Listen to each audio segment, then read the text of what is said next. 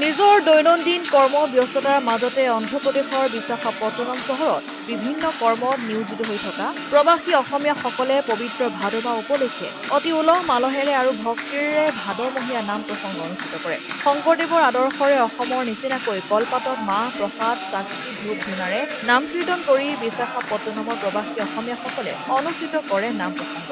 উক্ত ভাদমহীয়া নাম প্ৰসংগত চহৰখনত থকা প্ৰায় শতাধিক অসমীয়া পৰিয়ালে অংশগ্ৰহণ কৰে। প্ৰৱাসতো যাতে অসমৰ শিপা ধৰি ৰাখিব পাৰে তথা নৱপ্ৰজন্মৰ মাজত চৰ্চা অব্যাহত ৰাখিবলৈ এইদৰে বিশাখাপট্টনমত থকা প্ৰৱাসী অসমীয়াসকলে ভাদমহীয়া নাম এইদৰে আয়োজন কৰি স্বাভিমানী অসমীয়াৰ পৰিচয় দাঙি ধৰিবলৈ চেষ্টা কৰা পৰিলক্ষিত হয়।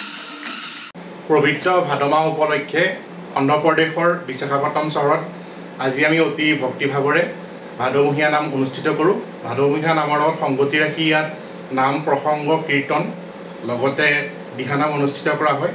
শংকৰদেৱৰ যি আৰ্হি সেই আৰ্হি যাতে আমি লগতে আমাৰ যি যুৱ প্ৰজন্ম আছে সেইসকলে জীয়াই ৰাখিব পাৰে আৰু অসমৰ শিপা যাতে হেৰাই নাযায় তাৰে প্ৰয়াস আছিলে।